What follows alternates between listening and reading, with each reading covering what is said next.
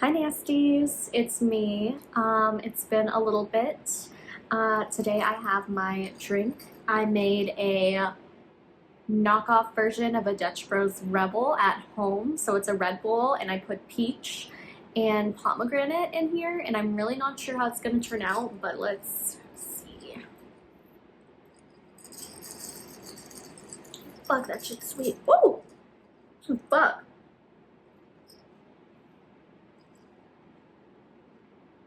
Oh shit. That's a lot. It's good, but I'm running out of fun drinks, so that's what we had to have today until I'm able to buy some more. But hello, I am back with another video for you. So today I am going to do an April wrap-up for you.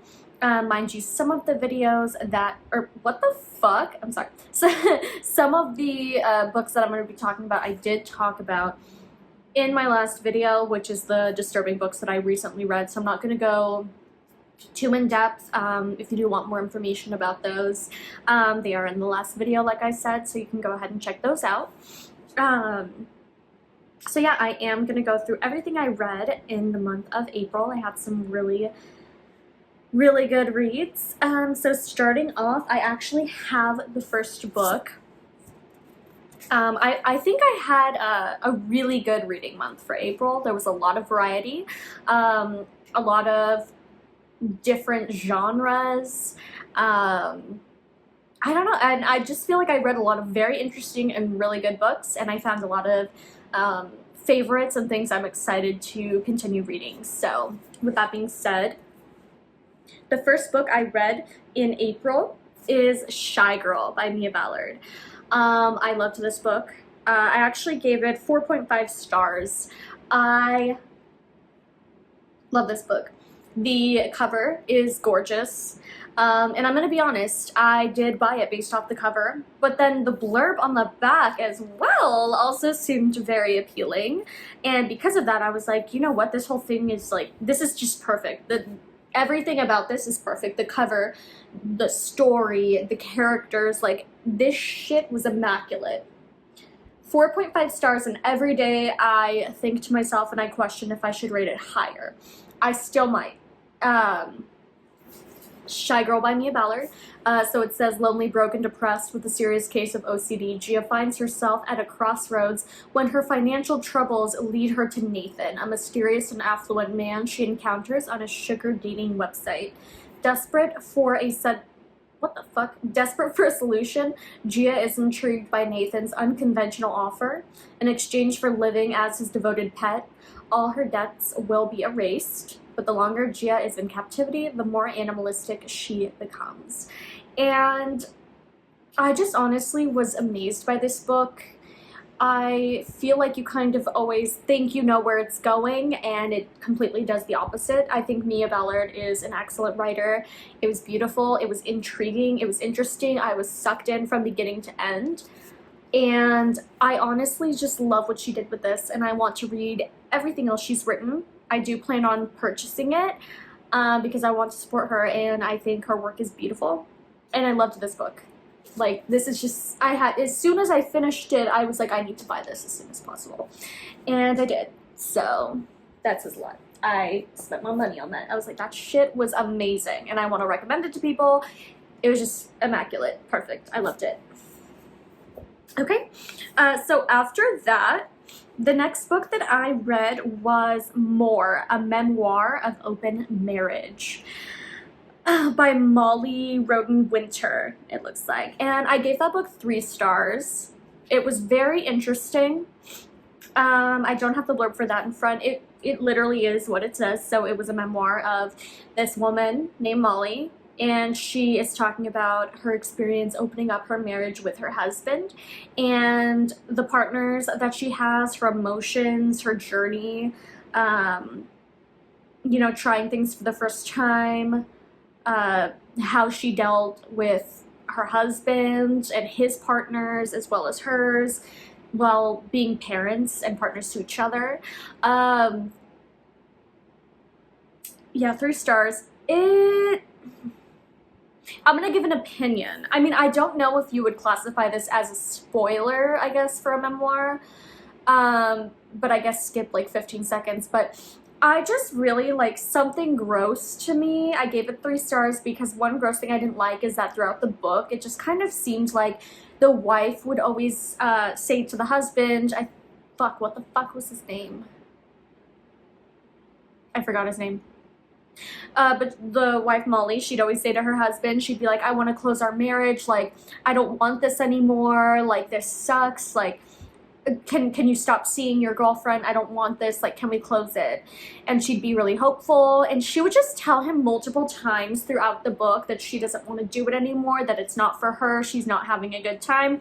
And he kind of like gaslights her and being like, oh, well, you just haven't given it a fair chance, or you just need to find somebody that you really like and then you'll like it.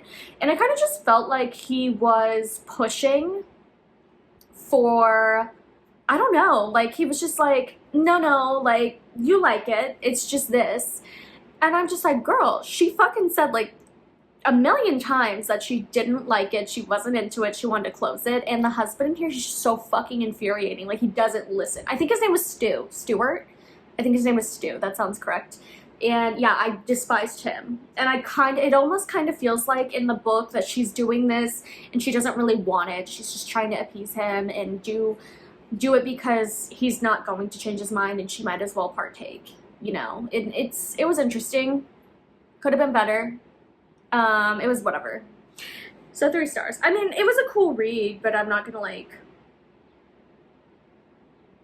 talk about it a lot. I don't know if I'd recommend it to people. I mean, if they're asking specifically for a book that has something to do with that, maybe, but it wasn't that great.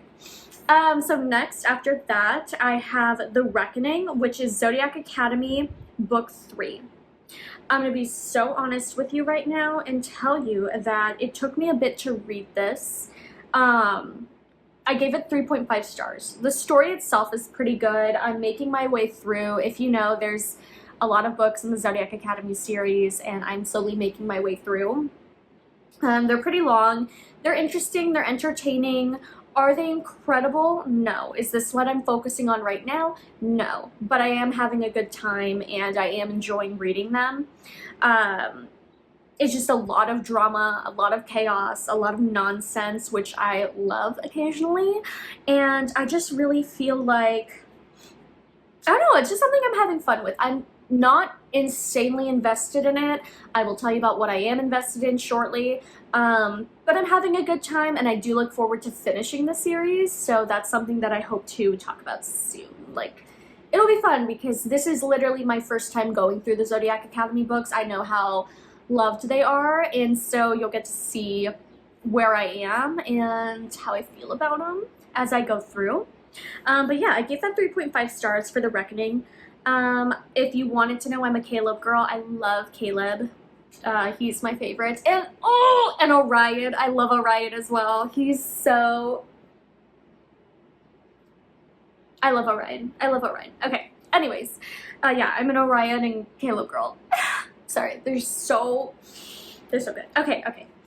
So after that, I actually, I read Cry Little Sister. Oh, and I'm so sorry. I did not tell you, if you didn't know, The Reckoning Zodiac Academy, book 3, was by Caroline Peckham, and I think there's another author, but that's all I see right here. So then after that, I read Cry Little Sister by Willow McQuarrie.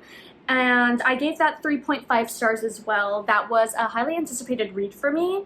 And I do believe that book 2, Scream Little Sister, is either coming out this month or next month. This year for sure. So book 2, Scream Little Sister, is coming out.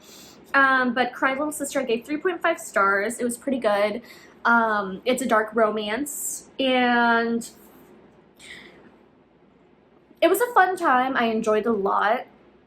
But did I feel like really connected? No. It was a good time, and I've really been wanting to. And I'm not going to like try and spoil anything. There's just like one scene in my head that I keep fucking thinking about. When I think of this book, I think about it now. And I don't know why that's like the main thing that I keep thinking about. Is there's this random scene where like someone's like beating the fuck out of this guy. I'm trying not to spoil anything so you don't really know, but someone is beating the fuck out of this guy, and he grabs a fresh baked loaf of sourdough bread, like crispy crust on the outside, and he just fucking snatches it off the counter and starts beating the fuck out of the guy with the bread. And I'm like, with a loaf of sourdough? And the girl's like, what the fuck? I just baked that bread. Like, what are you doing? I just baked that fucking bread. Like, fresh out of the oven. She was all like, oh, I made bread. And it's got fucking blood in it. He's pulverizing this man with a fucking loaf of bread. And she's like, I didn't know how hard that loaf of bread would be. And I'm like, what the fuck is going on right now? Who thinks? I don't know. Who thinks of that? I don't know. It was very interesting, and that is just what I associate Cry Little Sister with, is a loaf of sourdough bread and beating the fuck out of someone with it, because that was very interesting. I definitely had to do a double take, like, oh, okay, the weapon of choice, that's interesting, but okay. So after that, you know what, it looks like on average I have a lot of 3.5s this month, but for the month of April. After that, I have She's a Lamb by Meredith Hambrock. I gave that 3.5 stars. That one was very interesting. That is a weird girl horror-esque lit fic. I will say it kind of took a long time to get into the horror elements for me. I debated if I should finish it a couple times. In the end, I am glad I finished it because the story itself was decent.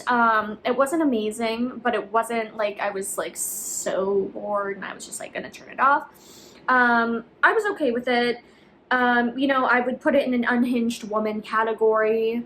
It's about this woman, and she basically, without giving away a lot, wants to be in this musical. It's her dream, it's her life path. She auditions, she doesn't get the part she hopes for, and she will do anything she can to be a part of this musical and be the lead.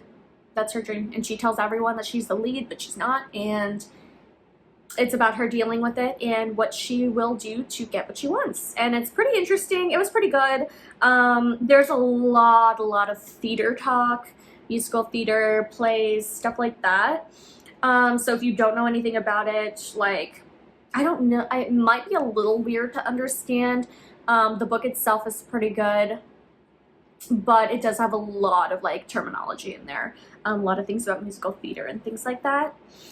So 3.5 stars by Meredith Hambrock, She's a Lamb. And that one, it was pretty good. I'm glad I read it, but I don't know, maybe I'll recommend that. If you want an unhinged woman book and that sounds interesting to you, then yes, I recommend it. So after that, I read Insatiable. Yes, so I read Insatiable, book 1 of the Edge of Darkness trilogy by Lee Rivers. I gave that 3.5 stars, and I am really excited about it. You know what? How excited I am about it, I think doesn't add up, because I gave it 3.5, and that's like the same as I gave everything, like the last three I was talking about, and I'm way more excited about this than I was for those, so I think I'm gonna up this to a 4-star actually. So I loved it. Insatiable was really good. I definitely love this way more than Little Stranger, than the Web of Silence duet. I thought it was really good. It's so complex. There's so much for one book. There's so much going on for one book. I actually like, for dark romances, a lot of times, you know, your focus isn't on the female lead. A lot of people are like, oh, I love the male lead, you know. I'll say like Little Stranger, I didn't really give two fucks about Olivia. She was whatever. Haunting Adeline, Addie's okay. Again, she's kind of whatever. Like, I don't pay too much mind to the female main characters. Obviously, they're there, it's happening to them, but I'm not like, oh my god, love her. So Stacey Rhodes in Edge of Darkness trilogy, amazing. Bae, I love her, female main character. She is book girlfriend. I love her. We love women. And Stacey Rhodes is perfect. I'm sorry. I just like, okay. Anyways, so this is a really good dark romance series. If you have not read it, I highly recommend that you do. Basically, I don't want to give anything away really, but I will just say this series is incredible. There's so much going on. It's basically following our female main character Stacey and our male lead Cade, male main character, female main character. So Stacey and Cade, and we find out at the beginning of the book that they have some really deep, intense history, and that they haven't spoken for 2 years, and when we meet them, they are not getting along. He fucking hates her. There's a lot of tension. She knows that he hates her, and she's kind of bitter about it too. And we don't know why. We don't know what happened, what caused it. Also, he is her best friend's brother. And we do also find out that she has a extremely abusive stepbrother at home that is fucking disgusting. I want to kill him. I want to off him, I mean. I want to... but yeah, so it's just a lot going on, and basically you're following the story, kind of putting together the pieces. There's a lot of flashbacks, and then there's what's currently going on. There's so much to it, I can't even touch every corner of like what's going on, but it's a lot going on, and you're basically putting together the pieces, trying to figure out what happened, what went wrong, what led them to be where they are right now. And I really like it. It's very dark. It's almost like there's so much, like any trope you can think of, it's probably in here. And it's amazing. I love it so much. And it's even like to the point where I'm starting to like care about the side characters. And for me, I don't usually give 2 fucks. Like I'm just like, oh, it's whatever. It's like, but this one, I'm like, I'm invested. Whatever she did, Lee Rivers, I need to talk to you, because this, I don't know what she did. Something about it. The way she wrote this one, the characters are so complex and interesting. Stacey is such a like, I feel like I have anxiety. Like I'm living through her eyes. Like when I am reading this, I'm anxious. I'm scared for my safety when I read this. Like, how did she do that? I don't fucking know. Lee Rivers, how did you do that? Yes, so I'm gonna change that to 4 stars actually, because really good. I'll continue talking about it in a minute. Actually, when do I? Because what is the next one? Yeah, I'll continue talking about it in a minute because I'm going down my list in order. So I did finish Insatiable by Lee Rivers. I really, really, really, really like that one, if you can tell. And then I'll keep raving about it in a minute. Okay, after that, I read Mukbang Princess by Rain Havoc. Rain Havoc. And this I gave 3 stars just because I didn't really know what to rate it. This was a extreme horror, like short story, I guess. I mean, it was a full book technically, but more like a novella, like little short story. And Mukbang Princess is basically about these 2 girls and they're friends, and they're just kind of talking, and they're like, maybe we should start OnlyFans, maybe we should start selling content. They just want to make money. And basically they're like, oh yeah, like maybe we should see what's doing well online, and that way we can get ideas, see what kind of content we want to make, what we want to do. And so they do, and they end up spending like $200-300 to watch like this top trending video that made a lot of money to kind of get insight. And what they end up seeing is really gruesome and fucked up, and they're like, what the fuck is this? But they sit and they watch the whole thing, and that's really it. It's just about them watching this disgusting OnlyFans video. That's really it. I gave it 3 stars. It was cool. Like, I've been wanting to read it. I owned it on ebook. So after that, this one was really interesting. This one is The Merciless by Danielle Vega. And again, I don't know what's wrong with me with my ratings. My ratings have just been fucked up, I guess. I don't think I'm putting enough thought as soon as I finish reading. I always change my readings like a week or two after because I really need to sit on it and think about what I read, how it affects me afterward, and how much I think about it also plays a big part in what I rate a book overall. And this one has stuck with me more than I thought it would. So The Merciless, starting off, I genuinely was like, oh, like, everybody said it was so fucked up. Everybody said it was like so crazy. And I was like, where? So I started it. I've seen it in Barnes & Noble. I was just really excited. And I heard it was about like these girls in a church town and they're like really obsessed with Jesus and they're trying to stop the Antichrist. I don't know. So when I started reading it, it really gave vibes of like Mean Girls type. It was just like church obsessed Mean Girls. And I was like, oh, and there's a new girl. She moved in and she moved into town and they recruit her and they're kind of trying to befriend her and kind of get her to be like them, but they're really weird.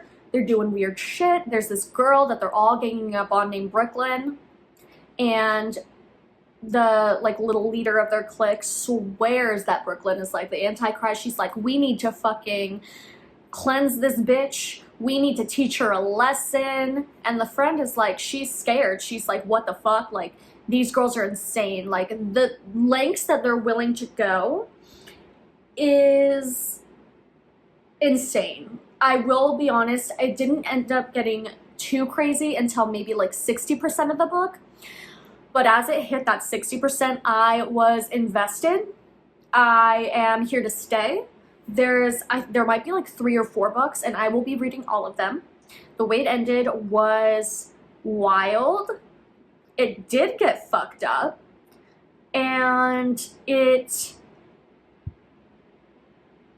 I'm going to read them all. I will keep you updated, but I really liked it. I gave it a 3-star, but you know what? Might be a 4-star, 3.5 or 4. I really did enjoy this. At first I was like, it took me a while to read it, but something told me to keep going, and I'm so glad I did. It was a lot more than what just like meets the eye. It was a lot more than what I thought it was, I'll say. So that one was really good. I really liked it, and I'm excited to read the rest. After this, we have another one that I already talked about in my last video, which is Disturbing, Depraved, Disgusting Books. And it's My Chan's Daily Life by Waita Uzaga. I don't know how to say it, but it is a manga. It is a Guru manga. Guru or Goru? No, fuck it. It's a like erotic horror novel. Horror manga. It's an erotic horror manga. And I don't recommend reading this or looking it up unless you want to see some really disgusting, disturbing stuff. And that is the reason I read it. I heard a lot of really controversial things about it. I heard that it was banned in a lot of places, that there was just some extremely sensitive content in there. I gave it 3 stars just because, again, with things like this, I don't know how to rate them very well because I'm like, was I amazed by it? I was disturbed by it. There wasn't a particularly incredible story for me to rate. But basically, My Chan's Daily Life is a, like I said, erotic horror novel. And it is about this girl named Mai Chan, and she is like, I don't even know if she just like dresses up as a maid, but she's like a little servant to this, like, at this place. I don't even know how to describe it. Like, I just see the graphic scenes in my head. Basically, she's at this place and she's immortal. And her owners, master, I don't know, they basically sell her to awful people over and over and over again, and they can live out their most disgusting, depraved fantasies with her. And because she's immortal, they can let people spend thousands of dollars to actually like kill her if they want to. If they have like fantasies of unaliving someone and doing all these awful, disgusting things, they can do whatever they want, and she'll just come back to life and keep suffering for like the rest of her life. There's not that much to it. There's like maybe one thing I'm leaving out that I can think of that you might think is like a spoiler, so I'm gonna leave that out. But yeah, I just gave it 3 stars.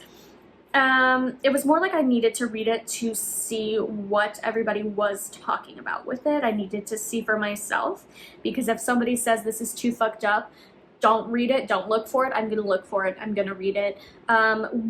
This one I do think earned its disturbing star. There's a lot where I'll read them and be like, that's not that bad, that wasn't that fucked up. This one I think earns its spot where it is in disturbing literature. And yes, I do consider like manga, comics a form of literature. We don't judge here. You know, read what you like.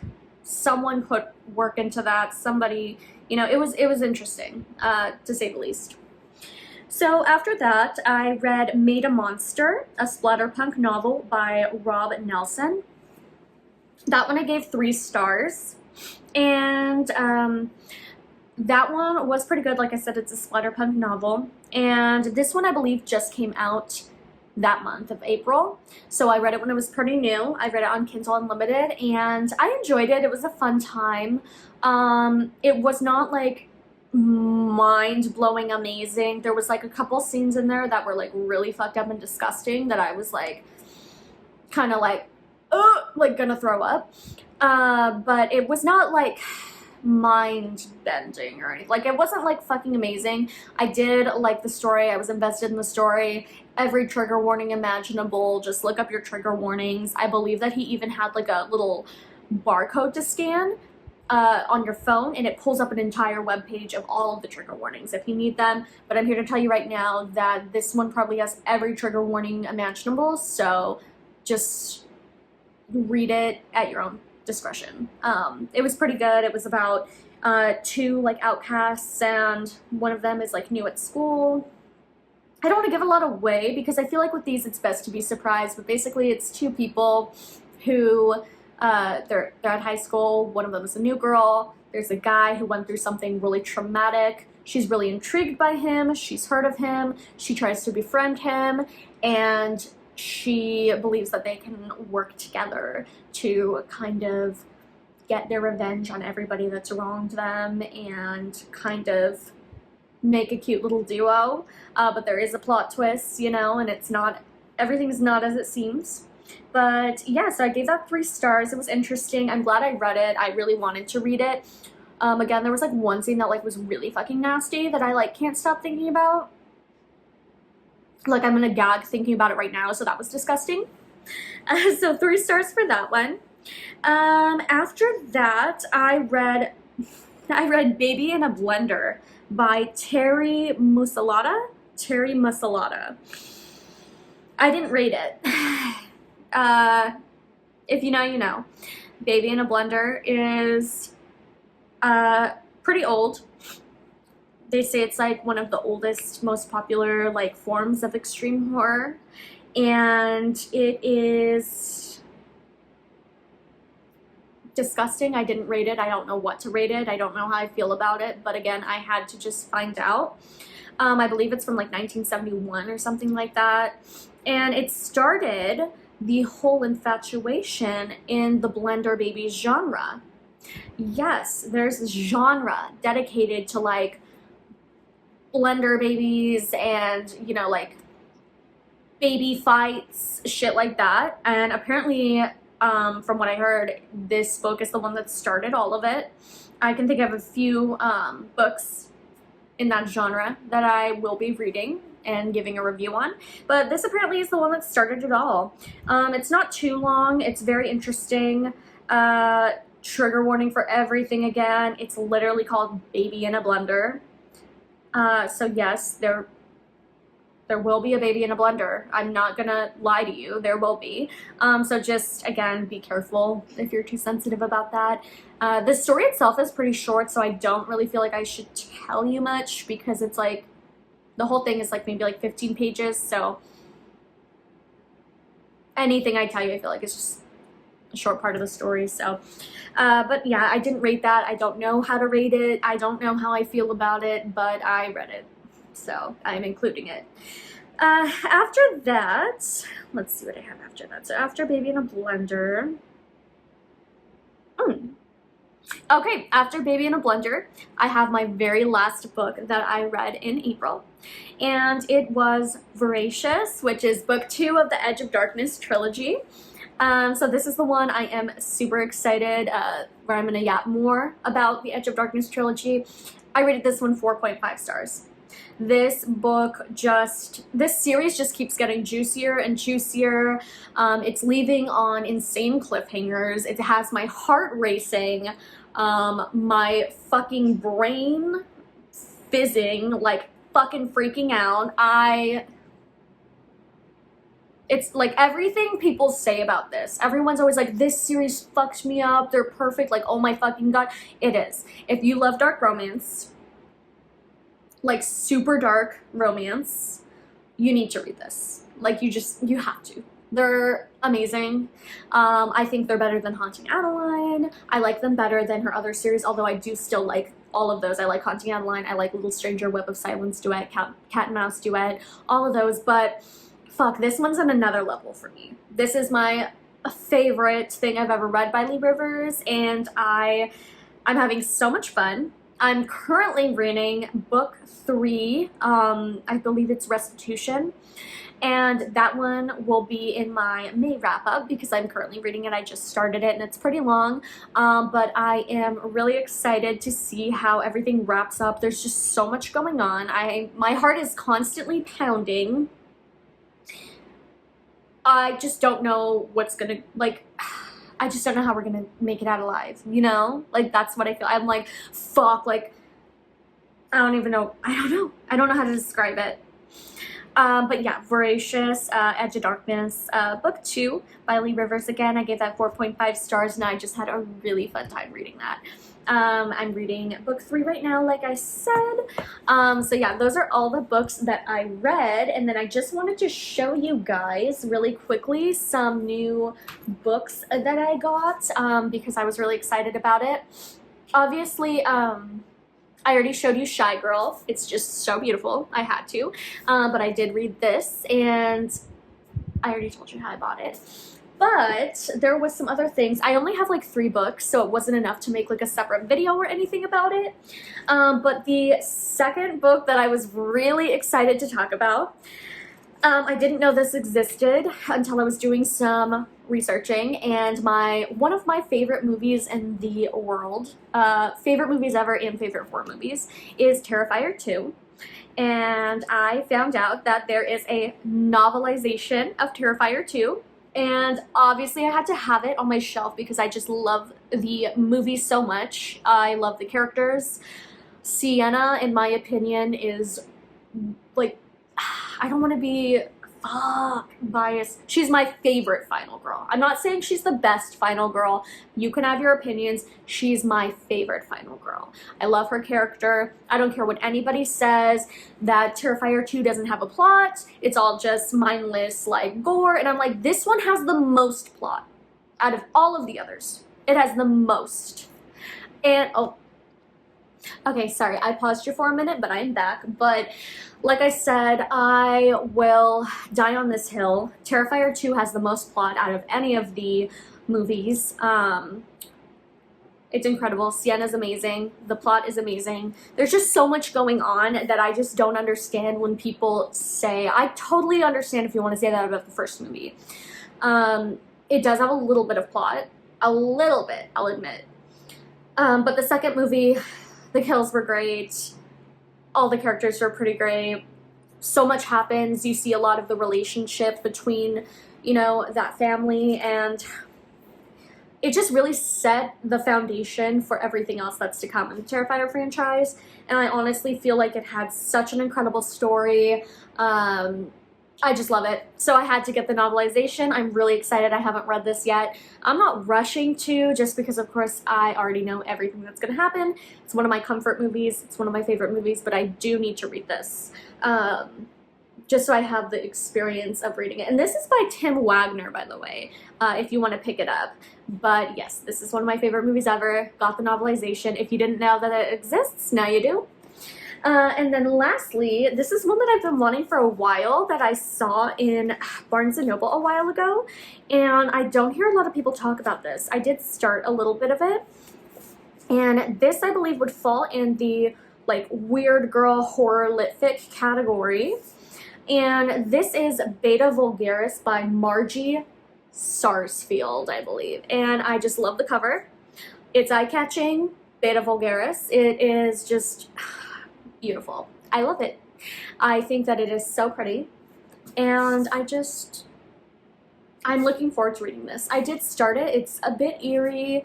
So far I like the way the writing is. I believe it's in third person. I think it is. I think it's in third person, but if you want to know what this one is, it says, a young woman's seasonal job working a sugar beet harvest takes a surreal turn in this surprising and vivid debut. It says Elise and her boyfriend Tom set off from Minnesota, hoping the paycheck from the sugar beet harvest will cover the rent on their Brooklyn apartment. Amidst the grueling work and familiar anxieties about her finances, Elise starts noticing strange things. Threatening phone calls, a mysterious rash, and snatches of an ominous voice coming from the beet pile.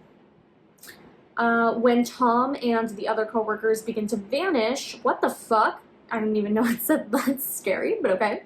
Elise is left alone to confront the weight of her past, the horrors of her uncertain future, and the menacing but enticing siren song of the beats. Biting, eerie, and confidently told, Beta Vulgaris harnesses a distinct voice and audacious premise to undermine straightforward narratives of class, trauma, consumption, and redemption. So I'm really excited to read this. This has been on my TBR for a long time. I finally bought it, and I am super excited. It's gorgeous. I need it on my shelf, of course. Of course. So yeah, that was a mini haul, and everything that I read in April. And I'm going to have another drink of my Red Bull.